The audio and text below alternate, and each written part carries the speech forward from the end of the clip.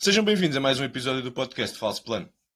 Continuamos na cena dos episódios exclusivamente dedicados ao giro e nesta edição o tema será o rescaldo da segunda semana e a antevisão da terceira semana, que se espera bastante mais ativa do que a corrida tem sido até agora. Antes de mais, informarmos que estamos a gravar no domingo ainda antes da etapa, devido às ridículas preferências clubísticas de boa parte do painel, onde eu não me incluo. Como sempre, salientar que nos podem seguir em falsoplano.ghost.io, onde temos todos os nossos antevisões, fantasies, velos, crónicas, etc. Também no Twitter, Facebook, Spotify, YouTube e Apple Podcast. Hoje connosco temos o Ricardo Pereira e Miguel Prata. Estamos em gestão de esforço, a preparar-nos para a terceira semana, já estamos em estágio. E é exatamente pelo Ricardo que vamos começar com o rescaldo da segunda semana. Dos 5 dias que tivemos de corrida até agora, 4 deram fugas, dando vitórias ao inevitável Magnus Cort Nielsen, que, como sempre, certeiro, completou o triplete e já venceu nas 3 grandes voltas. Rubio, que numa etapa anómala estreou-se a vencer em grandes voltas, tal como o Nick Dance, que não só se estreou a vencer em grandes voltas como gostou, repetiu a dose 2 dias depois. Tivemos ainda também, na única chegada em pelotão compacto, a vitória de Ackermann, que parecia morto, mas fez uma aparição. Ricardo, esta segunda semana, sobretudo dedicada às fugas e aos homens, aos caça-etapas, o que é que mais te agradou? Se é que te agradou alguma coisa? Sim, não foi só Ackermann que parecia morto. Parece que nas fugas todas, ou quase todas, ontem não sei bem como é que a etapa se desenrolou, mas eles pareciam todos mortos e depois o vencedor renasce das cinzas e ganha. Foi assim que o Nico Denz ganhou, foi assim que o Rubio ganhou, o Nico Denz a primeira, por exemplo, a primeira pelo menos, e o Ackermann, pronto, parece morto há muito tempo. Não foi só durante a etapa. Mas sim, é o que disseste. Foi uma semana de fugas. O tempo não está bom, o pelotão não quer andar com muito esforço para perseguir fugas quando não há perigo na geral. E é isso, o Magnus Corte ali por uma etapa, parece que faz sempre os colegas de fuga acreditar que pode chegar, mesmo que seja uma etapa muito plana, pelo menos nos últimos 2 terços da etapa. O Nico Denz, na primeira que ganhou, chegou à montanha antes do. Chegou ao cume da montanha antes da meta a sofrer, ou parecia a sofrer, e depois cola na descida e ganha ao sprint, ou no género um sprint que há. O Rubio andou a descolar na tal etapa que tu disseste que foi estranha, que foi uma etapa encurtada devido ao mau tempo ou ao percurso que era.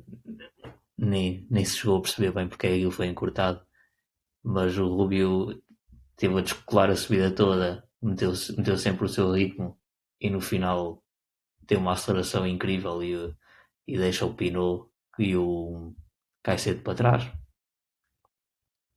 Era o Caicedo, não era? Era o Caicedo, era. Que andou Eu à porrada. confundo. Agora deve estar a ser vítima da geada francesa, se é que também existe, ainda por cima com o Pinot, que está em retirada. E Pois, aquilo ia dando confronto físico em plena estrada. Não é o Caicedo, é o Cepeda. o Cepeda, isso. Eu Cepeda. confundo os nomes. Eu confundo os nomes dos dois, por alguma razão. E o Rubio lá conseguiu ganhar a etapa. E ontem o Nico Dance ganhou mais uma. Eu acho que ele também parecia morto. Eu não sei se o Nico Dance estava naquele ataque inicial que tinha o Ballerini, mas pelo que eu até onde O eu quê? vi. No grupo da frente, na parte final? Sim, sim. Não, eu acho que ele recola. Eu acho que ele vem de trás e Pois recola. também parecia morto porque o grupo estava muito longe. Estava a mais de um minuto, ou o que era. E até a parte que eu vi, pensei que, ok, fica no grupo da frente a vitória. Mas depois ele acaba por recuar com o Derek G, que é o destaque da segunda semana, e acaba por ganhar ao sprint, ao Derek G, um sprint um bocado estranho, porque ele acaba por dar um soco. Teve quase a fazer uma à la Filipe. Era mais 2 metros ou 3. E a celebrar ainda toca na cabeça do Derek G. É um nível mais avançado. Foi tudo naquele sprint. Mas, como disse, Derek G foi o destaque para mim na segunda semana. Fez 2 segundos lugares na segunda semana. Deixa-me só confirmar. Sim, 2 e já tinha um da semana anterior. 2 segundos lugares, um quarto lugar. Portanto, é o grande destaque desta semana para mim.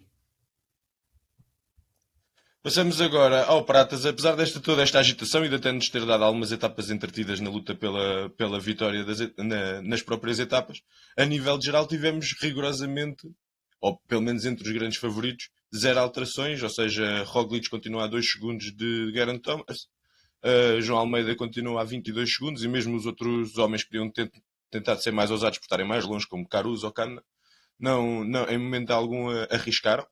É verdade que nós já esperávamos que esta segunda semana, devido ao percurso e tirando na etapa de sexta-feira, a tal etapa que foi encurtada para evitar uma descida perigosa, mas com o seu encurtamento a descida perigosa continuou lá. Ou seja, passou-se alguma coisa que nós não percebemos exatamente o que é que foi. Pronto, é o que eu queria que tu comentasses, era exatamente isto. Ou seja, tivemos uma semana inteira de volta à Itália com 0 alterações entre os homens da geral. Como jihadista, é o melhor cenário possível, quer dizer, ver os vão chegar, se nada estranho acontecer hoje, chegar à terceira semana com 20 segundos de vantagem para o Thomas e para o Roglic. Não estão com a camisola rosa, mas na verdade são os dois primeiros classificados. É um sonho para nós, enquanto portugueses. Agora, enquanto adeptos do ciclismo, é terrível. Esta semana foi péssima mesmo de assistir. Eu até estive a comparar aqui a classificação geral do primeiro dia da segunda semana e os 10 primeiros classificados. A ordem não mudou rigorosamente nada. Abandonou o Tau, o Sivakov teve aquela queda na etapa em que o Tau abandonou e perdeu imenso tempo, portanto saiu também daqui. Agora os outros 8 nomes que sobram mantêm-se exatamente pela mesma ordem ao final desta segunda semana. Entretanto, entre o Armireil para o primeiro lugar e acho que deve ser o De Plus que está em 10º agora, na sequência do Sivakov ter perdido tempo. Acho que isto é... Esta semana foi muito mal. Começou com aquela questão do corte daquela etapa, que até a final fizeram a descida mais perigosa e no final de contas, afinal o tempo até estava bom e até dava para fazer tudo, ou quase tudo. Choveram críticas. É discutível se faz sentido este tipo de cortes ou não. Agora, o que não faz sentido é fecha a vontade aos corredores e depois os corredores não tentam nada de especial na estrada. Uma etapa com 70 km em que a geral não fez nada, rigorosamente nada para dar espetáculo. E a cereja no topo do bolo foi a etapa deste sábado.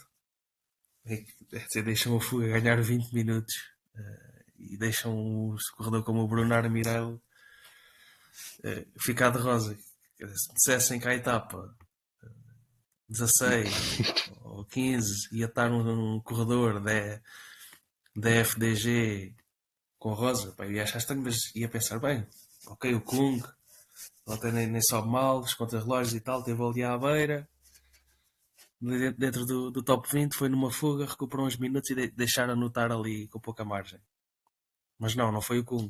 Depois vou ver se é o Pinot. A Pinot também já não assusta. Vão deixar o gajo estar com a rosa. Não, mas não é o Pinot. Depois vou ver se é o Mollard, que até já fez um top 14 na Vuelta. Coitadinho do Mollard, né? Que anda o Mollard. Vamos ver, e é o Armireil, quer dizer, um gajo que deve ter terminado 2 ou 3 grandes voltas na sua vida, está de camisola rosa na 15ª etapa. É muito estranho, mas pronto.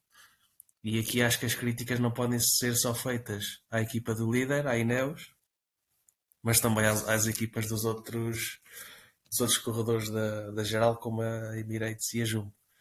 Pelo menos deviam fazer tudo para manter a rosa na camisola do seu adversário, mas pronto, é o que temos.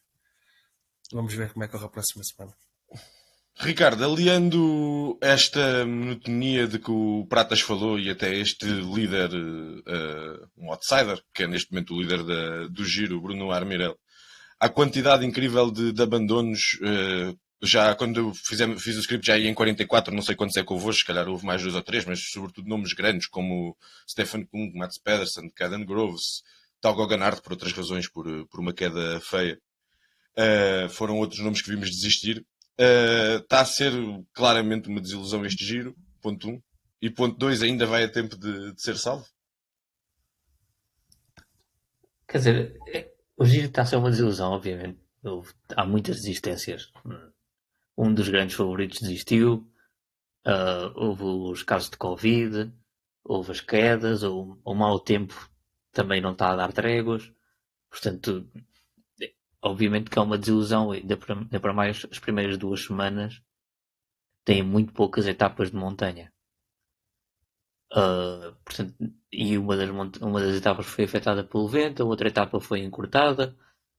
Está a haver agora esta terceira etapa de montanha, mas claro que está a ser uma desilusão porque não tem havido grande espetáculo, porque as equipas também estão mais fracas, com as desistências as equipas ficam com menos elementos, não conseguem controlar a corrida, não querem controlar a corrida, porque é despender forças desnecessárias.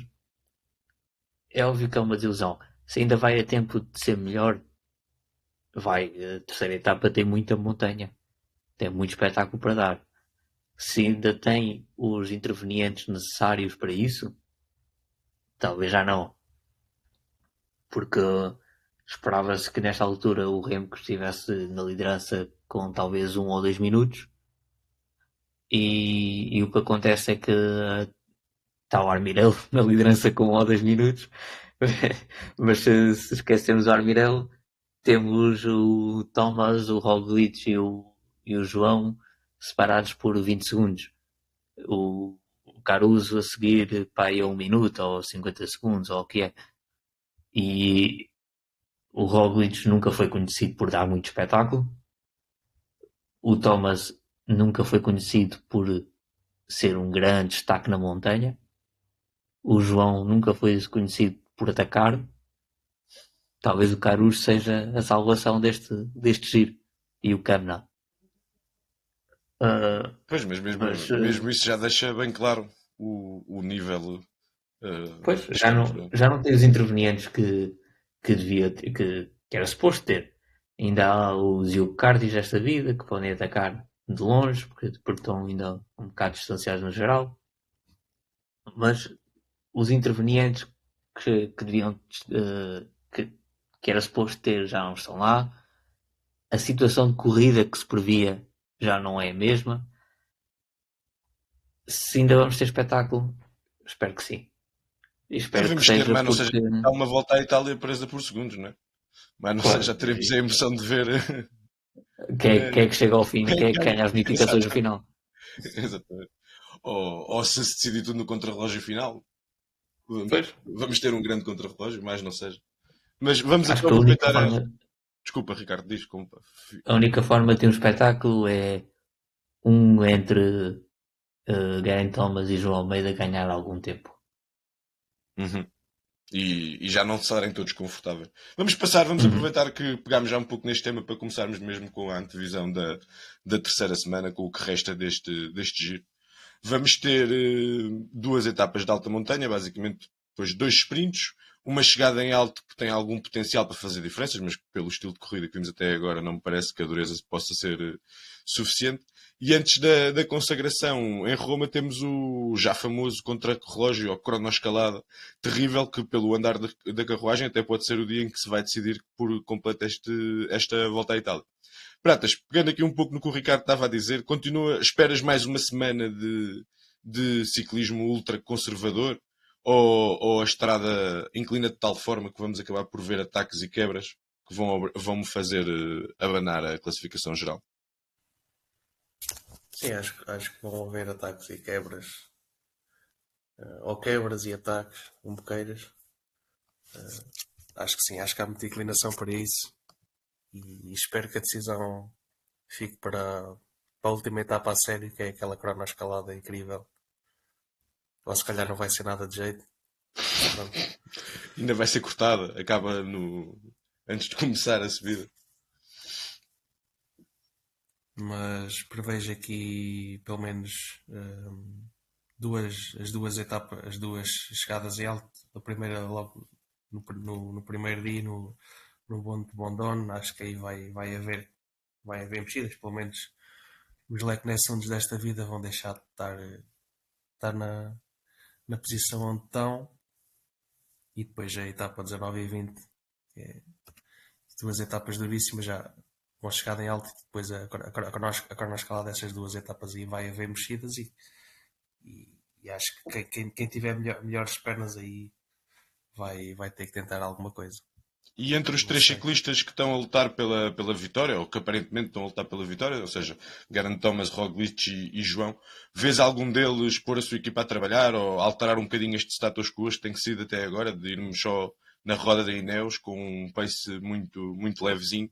Vês algum deles endurecer, por exemplo, essa etapa do Monte Bondone e de eventualmente até poder ser discutida pelos homens da geral, que ainda não aconteceu nesta volta à Itália? Eu acho que estão os três muito confortáveis. Como já falou o Ricardo, o Geraint Thomas também já está velho, não sei como é que ele se vai mostrar esta terceira semana, e também não é nenhum Bernal, nenhum Vingegaard, né, na montanha. Mesmo o próprio Roglic não parece estar na melhor forma, mas pronto, vamos ver na terceira semana, se ele tiver a 90% chega para bater os outros dois. Epá, e o João é um bocado incógnito. Ele ainda não, a este nível ainda não nos deu aquela capacidade de atacar e de pôr a equipa a trabalhar e de ser ele a ter iniciativa, mas acho que a UAE podia tentar isso, se ele estiver bem. Dá um bocadinho a sensação que eles estão os três confortáveis com este tempo. Se fôssemos para o contrarrelógio assim, todos tinham esperança de ganhar. E dá um bocadinho a sensação que ninguém quer arriscar muito. É isso mesmo. E no papel acaba por ser um pódio para o João, acaba por ser um bom resultado. Ele nunca tinha feito nenhum pódio. E para os outros dois, quer dizer, o Roglic iria partir como favorito. Ele, à partida, será sempre melhor no contrarrelógio na cronoescalada. Se bem que já vimos ele no Tour perder uma vantagem de 1 minuto. Aliás, perdeu 2 minutos numa cronoescalada deste género, menos dura, acho eu. E o Geraint Thomas, que a idade tem, que ele já ganhou um Tour, ele já não lhe vai acrescentar grande coisa ao palmarés. Perder para o Roglic também não é vergonha nenhuma. E eu também estou com a sensação que o Geraint Thomas não está assim tão bem. Eu também vou tendo essa sensação. Ricardo, antes de passarmos ao próximo tema, queres dar aqui a tua opinião sobre isso? Se alguém pode intensificar a corrida? Ou se vão acabar só por ser as inclinações e a estrada a fazer as diferenças que vierem a ser feitas? Eu acho que a surgirem ataques será fora dos três grandes favoritos agora. Será Caruso, Carti, quem mais é que lá anda?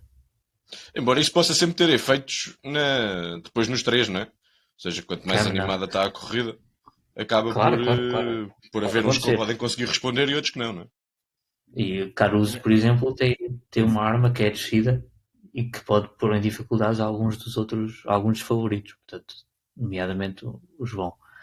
Mas eu acho que a surgirem ataques de longe ou ataques inesperados será entre Caruso, Kamna ou Carti. E até ao momento o único corredor da geral tentou fazer alguma coisa e com uma equipa já com algumas baixas foi o Caruso. Pois, porque ao Caruso, ao contrário daquilo que nós estávamos a dizer, em relação aos três, o Caruso está numa posição que lhe interessa muito pouco, não é? Ou seja, ele, se descartarmos Leknesund e Armir, ele está em quarto, ele já fez segundo há 2 anos, não me parece que seja de grande interesse dele fechar este quarto lugar. E sobretudo sentindo que pode haver alguma fragilidade nos homens da frente, parece-me o mais inconformado. Pois não tenho a certeza que ele não quer esta posição. Eu acho que ele assinava o quarto lugar à partida. À partida, mas acho que neste momento acho que ele terá uma oportunidade, não é? Ele está a 1 minuto e 20 no fundo de primeiro lugar, um minuto e meio. Será que essa oportunidade é suficiente para arriscar um ataque de longe? Não sei se ele sente muito risco do que vem atrás, sinceramente, a sensação que não me tem dado é essa. Se calhar é isso. Se calhar também é Se isso. lembram, no ano em que o Bernal ganhou, o Caruso fez segundo. Uhum. E numa das últimas etapas, o Bernal estava em dificuldades e a Bahrein aliou-se ao Bernal e ao Daniel Martínez. Quando o Caruso estava em segundo lugar e se calhar podia ir ganhar tempo ao Bernal. Foi uma... Sim, e também. Aliaram-se os dois para segurar o segundo e não para atacar o primeiro, como ele se calhar podia ter feito. Eu tenho ideia que as diferenças já eram muito grandes, mas mostra bem que o Caruso, se tiver pernas, acho que não faz uma corrida ultra defensiva. E nessa etapa, se bem me lembro, acho que até foi com o Bardet, que eles atacam os dois na descida e depois o Caruso acaba por vencer isolado. E vai de encontro às características dele e àquilo que o Ricardo estava a dizer anteriormente. Essa etapa o Caruso não ganhou, pelo contrário. Então a etapa que tu estás a falar não é essa? Não. O ano em que o Bernal ganhou foi em 2021, não é? Sim. E o Caruso faz segundo. Eu acho que ele ganhou a última etapa. A última etapa a sério, sim. Mas na etapa anterior, eu já não sei se foi aquela em que o João Almeida esteve perto de ganhar. Depois o Yates ganhou no fim. Nessa etapa o Bernal estava em dificuldades e a Bahrein aliou-se a ele e foram ali os 3 ou 4 ciclistas a ritmo quando o Caruso podia ter tentado seguir e deixar o Bernal perder ainda mais tempo. Foi o que a Bora fez com o Carapaz. Ninguém ajudou o Carapaz este ano, ou no ano passado, e esse era o que podia ter acontecido com o Bernal neste ano. Ali em 2 ou 3 km podes perder muito tempo.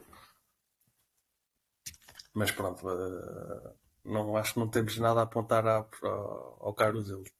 Até ver, não. Tenta sempre qualquer coisa. Sim. E até dada a apatia das outras equipas e que até têm mais responsabilidade, e a Bahrein, para além de já estar para além de não trazer um bloco completamente focado nele, não é? Porque também tem Jonathan Milan, Pasqualone, Jonathan Milan que está com a Ciclamine. Já vamos falar em seguida, e mesmo assim vai fazendo pela vida. Buitrac também não parece aparecer em grande forma, Jack Egg, ou seja, tirando o caro uso dos homens dos trepadores, e nós achávamos que a Bahrein podia ter outro efeito por ter várias cartas para jogar, mas os restantes trepadores não parecem estar propriamente na forma da vida deles. Antes de passarmos aqui à análise da montanha e da ciclamine, queria só perguntar ao Ricardo ou ao Pratas, conforme preferirem, se a Ineos pode fazer alguma coisa com este restante pessoal que tem ali por perto, ou se ainda por cima com a Rosa vai sempre acabar por ser meramente uma coisa bonita de se ver que estão 3 no top 10. Pratas. Eu sinceramente não percebi bem a tua pergunta. temos mais dois Ineos, não é? Ou seja, basicamente a única equipa que continua a ter vários nomes no top 10 são os dois Ineos. Falou-se muito sobre isso. Com a saída de Tal Ganart isso perdeu algum efeito, mas continuam a ser 3 nomes no top 10. Tu achas que Arendsman e De Plus poderão ter algum efeito na corrida sem ser meramente trabalhando na frente do pelotão? Eu tinha percebido que falaste em ciclamine no meio, então perdi. Deve ter percebido mal. Eu acho que pelo menos o Arendsman ainda vai ter uma palavra a dizer, porque ele nas últimas 2 grandes voltas no ano passado fez terceira semana incrível, tanto no giro como na Vuelta. O de Plus acho que vai ajudar até chegarmos à parte decisiva das etapas, mas não sei se tem esse perfil para conseguir mexer ele mesmo. Até pelo menos até hoje na sua carreira nunca conseguiu, nunca fez isso. Trabalhou sempre como gregário, alternando entre muito boas exibições, que é o que está a acontecer nesta edição, com momentos muito mais fracos. Sei que ele tem andado a saltitar entre as melhores equipas, mas nunca se conseguiu afirmar o potencial que se previa. Mas sinceramente, acho que o Arensman pode ter uma palavra a dizer. Veremos. A Ineos, Eu apesar nisto, das baixas, mantém a vantagem numérica. Diz, Ricardo. eu nisto discordo parcialmente com o Pratas. Na parte do Plus concordo. Acho que ele vai só trabalhar e não vai ser uma arma no que quer que seja da geral. Em relação ao Arnsman, o Pratas tem razão. As últimas grandes voltas que ele fez a terceira semana foi muito boa. Mas este ano não me deu a confiança necessária na montanha para eu dizer que ele vai estar bem na montanha numa grande volta. Eu acho que ele está ali naquela posição porque ainda não houve montanha, a sério. Acho que ele vai perder muito tempo quando a montanha a sério chegar. E mesmo, pelo menos na volta à Espanha do ano passado, o perfil das subidas também era completamente diferente. Pendentes mais baixas, dá a ideia que ele se adequou melhor. Mas nesse tipo também de corrida. também teve no giro, né? E também teve bem no giro. A questão não é essa, e também teve bem na volta aos Alpes do ano passado. A questão não é essa. Acho que ele este ano não está ao mesmo nível na montanha. Veremos e vamos descobrir em breve. Ricardo, por falar em montanha, vamos falar um bocadinho aqui das classificações secundárias. É liderada neste momento por David Baez, mas Pinot parece ser o grande favorito, parece ser o homem que tem estado forte nas fugas, que desde o início marcou isso como objetivo. E eu queria te perguntar quem são os principais rivais dele e se o francês, por estar ali à beira do top 10, pode ter algumas dificuldades em gerir os objetivos à Maglia Azurra e a fechar nesse top 10, ou quem sabe num lugar mais ambicioso. Eu queria só acrescentar que o Benilli acabou de conquistar 40 pontos. Pois, É mais um, então, para os rivais. Eu ia referir isso. Nós estamos a gravar durante a etapa e o Benilli acaba de ganhar uma primeira categoria à carga de ombro com o Rubio. Mas literalmente carga de ombro. Eles são os dois pequeninos, aquilo deve ficar mais ou menos à mesma altura. Bate certo. Mas como disseste, o Pinot está aqui numa posição um bocado estranha, porque ele parece querer a montanha, ao contrário do que ele diz. Mas está ali muito perto do top 10 e agora tem a camisola rosa na equipa. Portanto, fica numa posição estranha que não pode atacar, porque tem de defender a rosa, mais ou menos. Ou se ataca, vai ser perseguido, porque está a 3 minutos da liderança. Sim, se não contarmos com o Armirel, está a 3 minutos de Geraint Thomas, pronto. Está a 3 minutos de Geraint Thomas e o Pinot não é um ciclista qualquer, ainda para mais só tendo montanha nesta última semana. Portanto, vai ser difícil dar-lhe a liberdade necessária. Quem é que são os grandes concorrentes? Rubio, espero eu, porque há uma aposta pendente do meu lado. E pelos vistos Benelli, que anda à carga de ombro com o Rubio para ganhar uma primeira categoria. Suponho que não seja só pelo um prémio monetário, nem sei se há prémio monetário em cada subida. Mas não penso que seja relevante. Suponho que o Benelli não esteja atrás disso. Exatamente, portanto, não parece. Acredito que ele esteja mesmo também na disputa pela montanha. Portanto, estes dois parecem ser os principais adversários de Pinot. Há o David Baez, que estamos a dizer que o Pinot é o grande favorito, mas o David Baez, ou como é que é o nome dele, é que está em primeiro. Ainda com 30 pontos de avanço. Pois, não sei se ele vai se meter aí mais fugas atrás da montanha ou se percebe que não é terreno para ele, mas diria que Pinot, Rubio e Hilly são os grandes candidatos a esta camisola. Se isto continuar como está hoje, até corremos o risco de Rubio entrar ali um bocadinho no mesmo esquema do Pinot e de se aproximar na geral e depois ter algumas dificuldades, ou ter que escolher pelo menos um dos objetivos. Mas eu acho que Pinot assusta mais. Sim, vamos ver como é que termina esta etapa. Eles estão com 6, 7 minutos de avanço neste momento. O Rubio está a 11 minutos da classificação geral. 11 minutos, ou seja, a 9 do Geraint Thomas, mais ou menos. Vamos ver como é que termina esta etapa. O Rubio teve de fazer um grande esforço para chegar à fuga. Portanto, eu não acredito que ele vá chegar no primeiro grupo de hoje, mas vamos ver com quanto tempo de avanço é que ele chega, se é que chega com tempo de avanço. Isso na montanha ainda parece estar tudo mais do que em aberto. Em relação à ciclamino, com a desistência de basicamente todos os sprinters que tinham pontuações elevadas, Jonathan Milan parece só precisar de chegar a Roma. Achas que basta isso? Achas que cai esse intruso a lutar pela ciclamino de uma maneira bastante peculiar?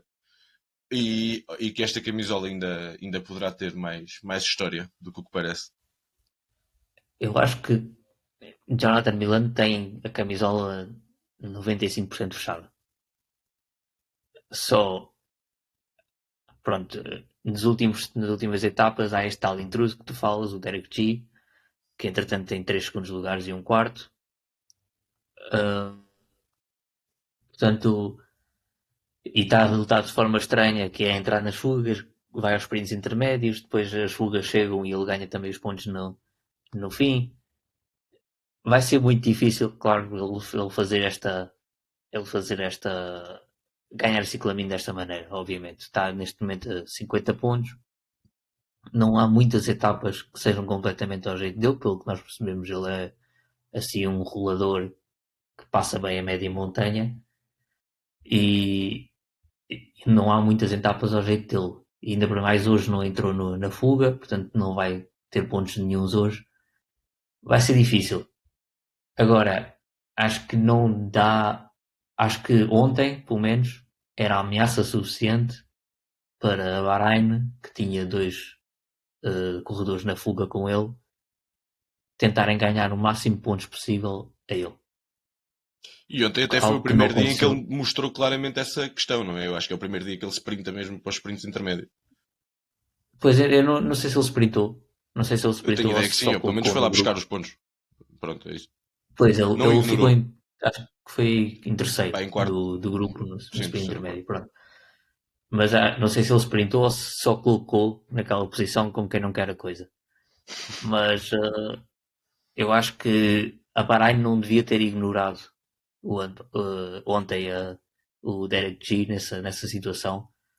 Acho que é uma questão de profissionalismo, uma questão de uma mensagem que passam, não só para o Jonathan Milan, que está em final de contrato.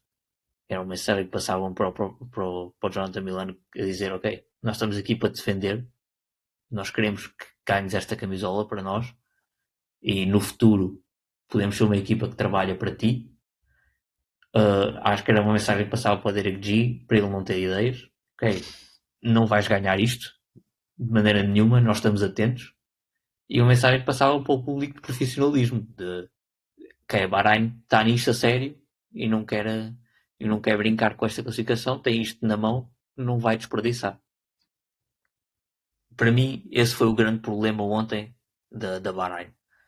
Não o fizeram, o Derek G ganha 8 pontos, ou o que é no sprint intermédio, ganha os pontos do segundo lugar no final da etapa, que era uma etapa de 50 pontos. Ele ganha o segundo lugar, 30 e tal pontos, ou o que é. Acho que é 35. E aproxima-se e está a 50 pontos do Milan. 50 pontos, tem 5 ou 6 etapas com fugas pela frente. Pode limpar isso em sprints intermédios. Não tem tantas. Porque há 2 etapas ao sprint ainda. É por isso que eu acho que é mais difícil fazer as contas para o Derek G. Por causa das 2 etapas ao sprint. Mas as fugas existem na mesma, nas etapas ao sprint. Sim, e hoje em dia estão poucas equipas para controlar, pode acontecer, não é? E até depois acaba e vale 50 pontos. É mais perigoso ainda. E um azar pode acontecer ao Jonathan Milan e acaba uma etapa que era para o sprint fora dos pontos. Uhum. Ou um azar de pernas, mas isso a equipa não pode fazer nada. Azar de... E o Derek G...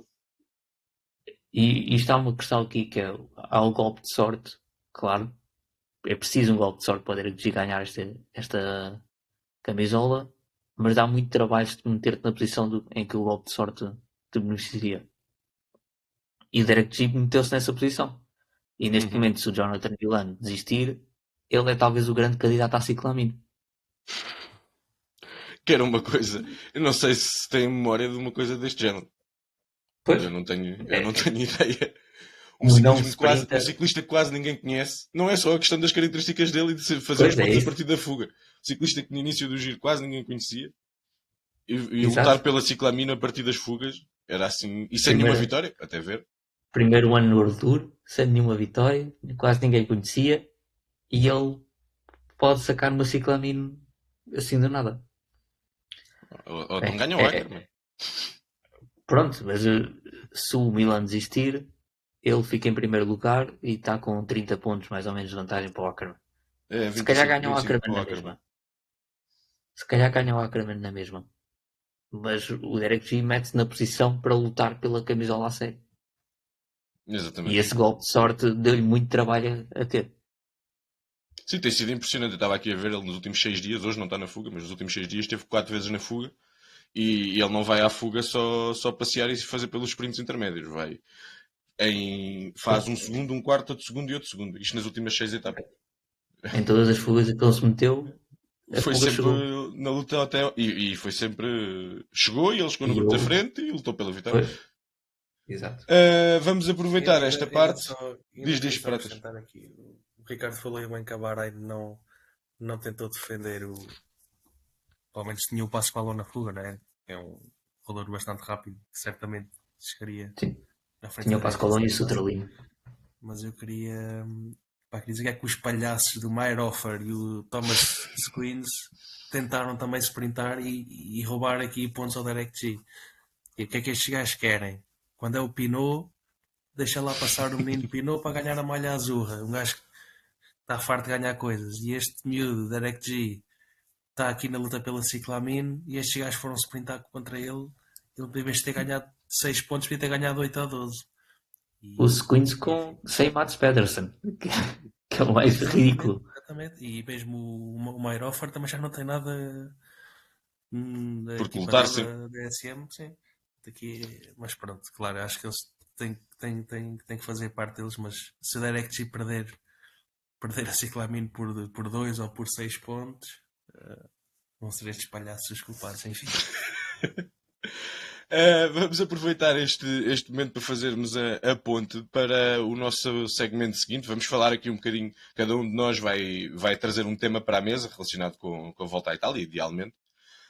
E vamos começar pelo Pratas, porque eu sei que o teu tema está relacionado aqui com este canadiano que apareceu nesta volta à Itália.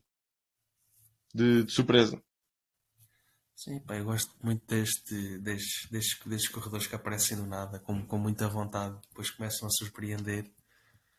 E se na primeira semana estávamos aqui a falar de Jonathan Milan, que é a grande revelação e do giro, e isso é impecável, não há nada a apontar. Entretanto, aqui o Derek G nestes últimos dias, como tu já falaste, com 3 segundos de lugares em quarto lugar, um corredor que na época passada estava na academia da Israel, só se estreou no World Tour este ano, e aliás tem feito as corridas todas no World Tour, começou logo no Tour Down Under. Entretanto até já fez a Strade Bianca, que acabou fora do limite de tempo, não sei se lhe aconteceu, se teve algum problema ou se foi simplesmente porque não conseguiu aguentar o ritmo. E até já tinha estado em destaque aqui no Paris-Roubaix, no grupo da frente, e depois furou. Mas era um corredor que ninguém conhecia, eu não conhecia este nome antes do giro. Vinha aqui sem qualquer. Não havia qualquer objetivo relevante para ele, né? É um daqueles jovens da Israel que se ia tentar mostrar, e aí temos que elogiar. E a Israel está a fazer um excelente giro nesse aspecto. Acho que já fez aqui mais alguns pódios ou boas classificações com outros jovens. Mas pronto, queria só dar aqui o destaque a este Derek G, incrível mesmo. Já leva 112 pontos na ciclamine, está a 50 pontos de Jonathan Milan, que pode não aguentar a terceira semana. A Bahrein vai ter que se preocupar com o geral, podem não conseguir dar-lhe o apoio necessário nos dias mais duros. Se ele abandonar não é vergonha nenhuma, e se isso acontecer eu considero o Derek G o maior favorito, apesar de ainda existirem mais 2 sprints. O Ackerman também não está muito longe, está a menos de 20 pontos. Mas o Derek G também pode ir noutra fuga e pá, sei lá. Eu adorava que o Derek G ganhasse a malha ciclabine e, pá, e duvido que Está-se a consiga pôr jeito para ser a ganhar luta uma mais etapa, mas entretida. o que ele mostrou aqui dá excelentes perspectivas no futuro. Uma pessoa faz a sua estreia em grandes voltas na sua primeira época de World Tour, 3 segundos de lugares, é incrível mesmo. Incrível. Ricardo, qual é o tema que tu queres trazer para a mesa? O que é que Só, escolheste? só para complementar, atenção que estamos a falar muito do Derek G, mas o Jonathan Milan também fez uma volta à Itália incrível até agora. Sim. Portanto, não podemos estar aqui a nos cruzar a volta à Itália deste italiano de 22 anos. Que, Não foi isso que eu disse. Só que este consegue ser ainda mais surpreendente. claro. Incrível. Eu percebi, mas só para deixar aqui a nota que o Jonathan Milan também tem estado incrível e ninguém esperava que ele estivesse tão bem. Em princípio, a Maglia Ciclamina é dele e também é merecido. Ora, o meu tema é aberto. Já tocámos um pouco nisto, mas o meu tema é aberto é desenhar o percurso para atrair um corredor. Okay. A volta à Itália desenhou este percurso para atrair a participação do Remco Evenepoel. Acho que isso ficou claro. Certo. O Remco traz patrocínios, o Remco traz dinheiro. Acho que isso ficou claríssimo. E eles desenham este percurso com muito contrarrelógio, sem grande montanha nas primeiras semanas, para que o Remco chegue à terceira semana com uma vantagem razoável e depois haver espetáculo na terceira semana e beneficiarem de todo o buzz à volta do belga. E saiu furado. Saiu furado porque houve a desistência do Remco, saiu furado por causa do tempo, saiu furado por um fator que é recorrente na volta à Itália, que é algumas montanhas não são acessíveis nesta altura do ano. E temos um giro que é uma desilusão porque se construiu um percurso à volta de um corredor. Sim, e a pensar somente num cenário, não é? É, exato. Pois, E é algo que tem acontecido mais e mais nas grandes voltas. Eu percebo que o dinheiro fala mais alto, mas às vezes realmente sai o tiro pela culatra e dá o giro que tem dado, dá a grande volta que tem dado neste mês de maio, que é uma pasmaceira muito grande, em que o mais interessante é ver quem é que desiste no início das etapas, que é para a classificação geral dar uma volta porque alguém já lá não está. eu acho que o Giro, sobretudo pela sua posição no calendário, tem uma situação um pouco ingrata, não é? Porque ninguém que vá ao Tour, que é a grande corrida da época, para vencer, vem ao Giro, e acho que o Giro então tem que entrar um bocadinho mais nestes jogos. Eu até acredito que no próximo 1, 2 anos eles vão fazer a mesma coisa com o Pogacar, embora o Pogacar não precisam de desenhar um percurso para ele, porque qualquer percurso praticamente está bom para ele.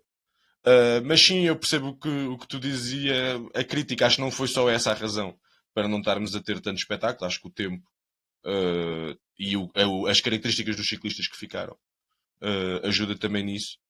Acho que a ideia não era má, porque tu entrares nesta terceira semana com o Remco com 2 minutos de avanço sobre os trepadores mais puros, ia ser efetivamente interessante, porque esta terceira semana vai ser muito dura. E íamos saber o que é que Remco valia ou não valia. Mas realmente, em teoria e em abstrato, não faz muito sentido desenhar para um ciclista, até porque depois pode acontecer uma situação destas. Então, nesta altura, com as questões do Covid, vai sendo cada vez mais frequente. Pois, mas é que, por exemplo, o Covid é inesperado, pronto. Mas o tempo e as mudanças de etapas... É todos os anos, não é? Todos os anos, a volta à Itália é que tem o pior clima pela altura do ano em que se passa. É normal.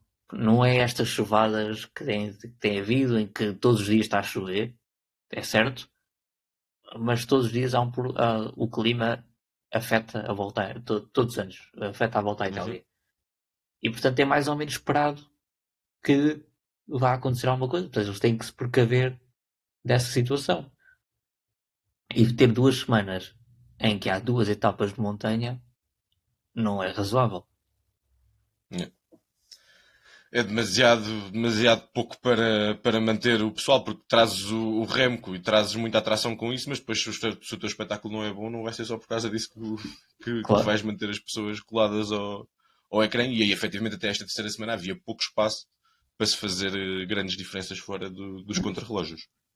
Temos aqui um exemplo. O Pratas, ainda antes desta chamada, ou de gravarmos o podcast, estava a dizer em toda brincadeira que já não via mais nada do Giro. O Pratas gosta de ciclismo. O Pratas acompanha ciclismo há muitos anos. Ele dizer isto, mesmo que seja em toda brincadeira, é um bocado. Yeah. Sim, é a sensação geral dos fãs, acho eu, não é? E ninguém questiona porque, pronto, olha, é menos estar descoberto, nada mal. Arranja-se tempo para outras coisas. O meu tema vai ligar um bocadinho com isto, que é, eu não gosto muito, e não sei bem o que é que pode ser ou não feito nesse sentido, desta brincadeira de ninguém quer a Rosa. Dá-me a sensação que uma das razões para o Roglic não ter tentado aproveitar um momento ou dois é porque ele está a 2 segundos, está confortável nessa posição e prefere não estar de Rosa a estar de Rosa. Esta questão da camisola da liderança, que é suposto ser a camisola mais almejada e estar a ser desprestigiada desta maneira, quase entrega quem quer que seja. Já não é a primeira vez que vemos isto em grandes voltas. Parece-me um pouco contraditório. Fala-se muitas vezes das entrevistas, dos testes antidoping que tem que se fazer depois e que isso retira tempo de recuperação. Há também a questão da obrigação teórica das duas equipas se cansarem mais ou serem obrigadas a controlar a corrida. Embora eu acho que isso, quando tens os favoritos parados por 2 segundos, acho que tanto tem a obrigação uma equipa como outra.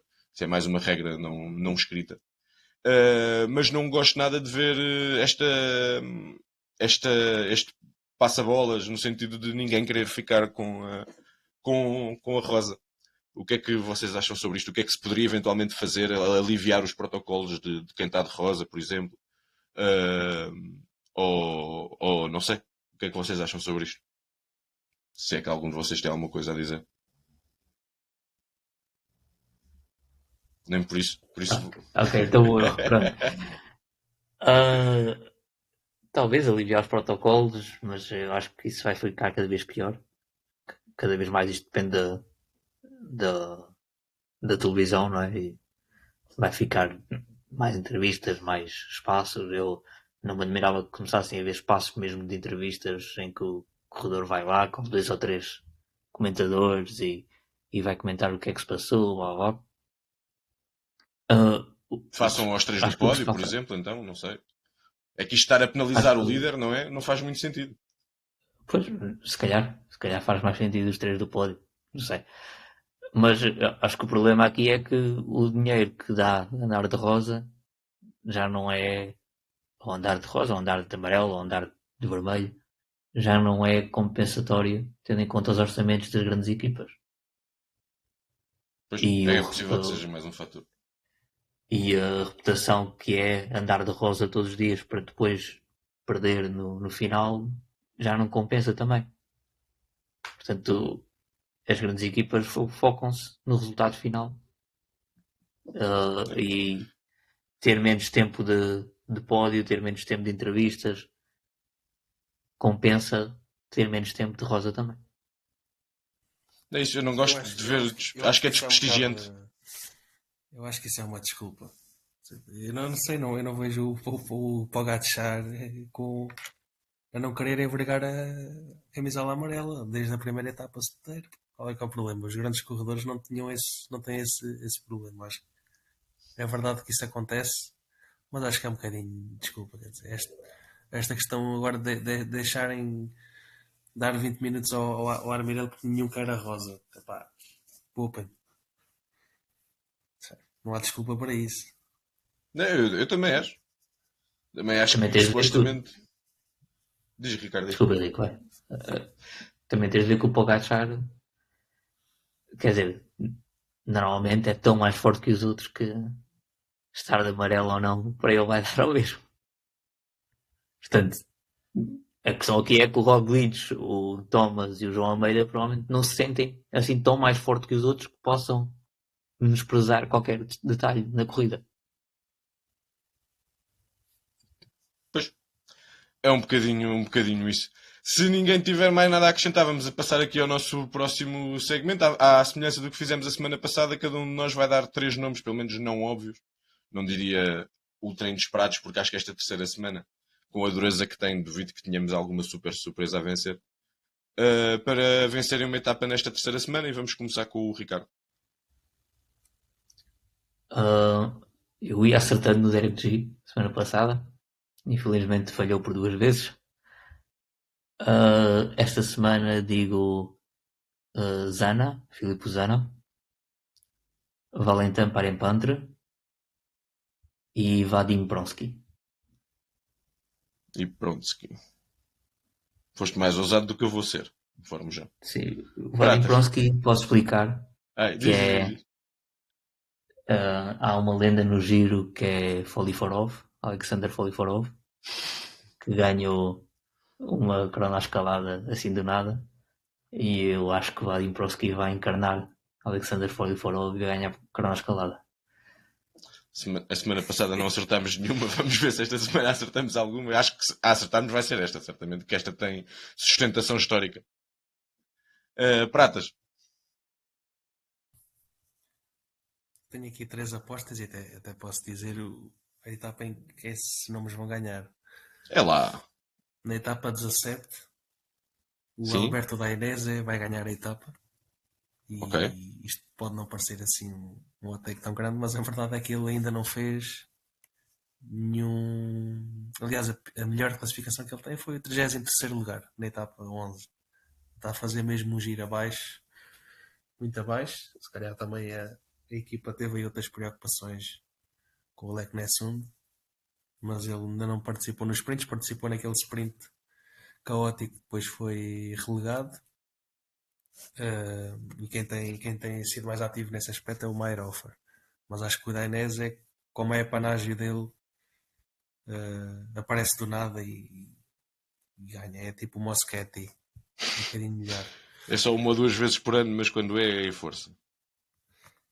Depois na etapa 18, o Barguil vai completar a trilogia de vitórias nas 3 grandes voltas.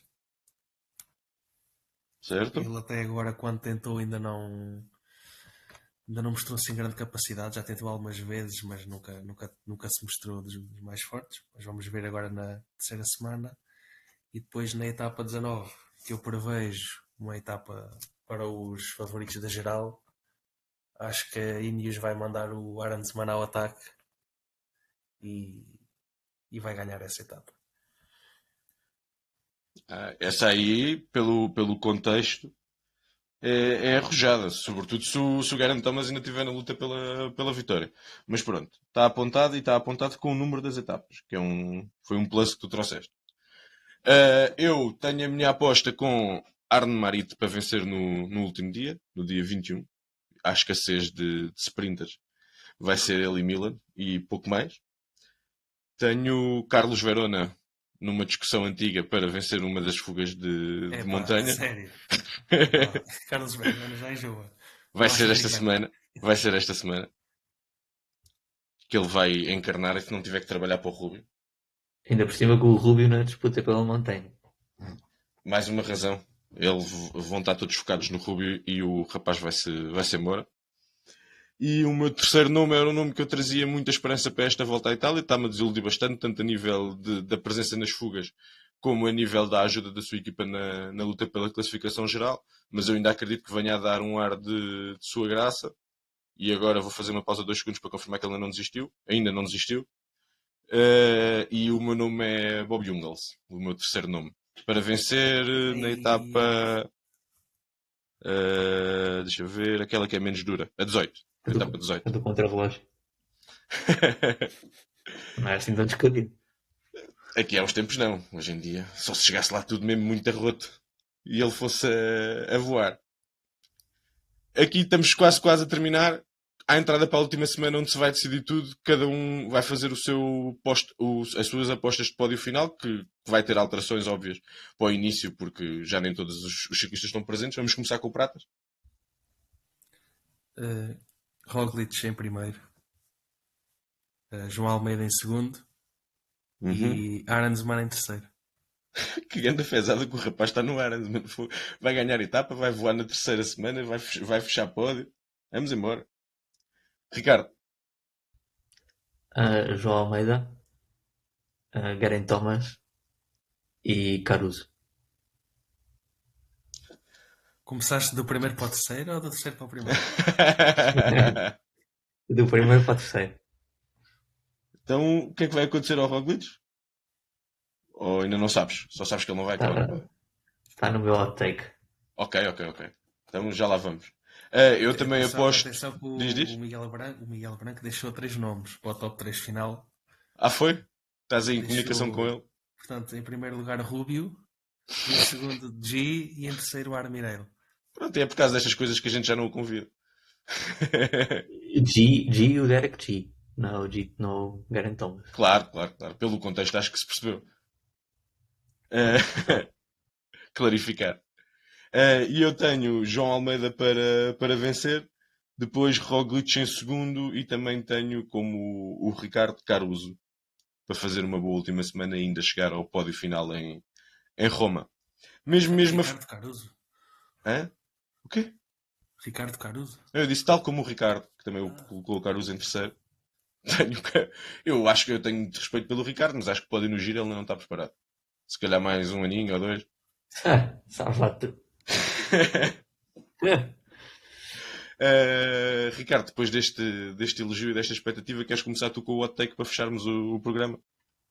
É uma hot take que Roglic não acaba a prova. Roglic vai apanhar a segunda vaga de Covid e vai desistir ainda antes da cronoescalada. E pronto, é um hot take e ainda tiraria mais nomes principais a este giro. Pratas. Não é fácil. Derek G. Malha Ciclamino.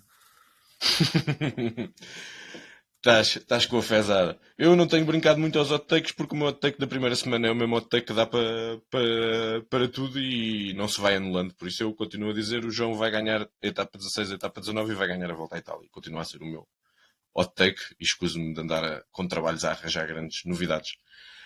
Pessoal, ficamos por aqui. Vemo-nos na próxima semana para fazermos o rescaldo do giro. Esperemos com o João como vencedor. Mas veremos. Vamos ter uma última semana tendencialmente mais espetacular do que tem sido o giro até agora. Fiquem por esse lado, vão acompanhando. Não se esqueçam que nós fazemos um acompanhamento no Twitter com mais atividade, mas estamos também no falsoplano.ghost.io, onde saem-se todos os dias a antevisão da etapa seguinte. Podem nos seguir no Twitter, podem seguir o blog, no Spotify, na Apple Podcasts, YouTube. Muito obrigado a todos. E até para a semana. Um abraço. Força, João.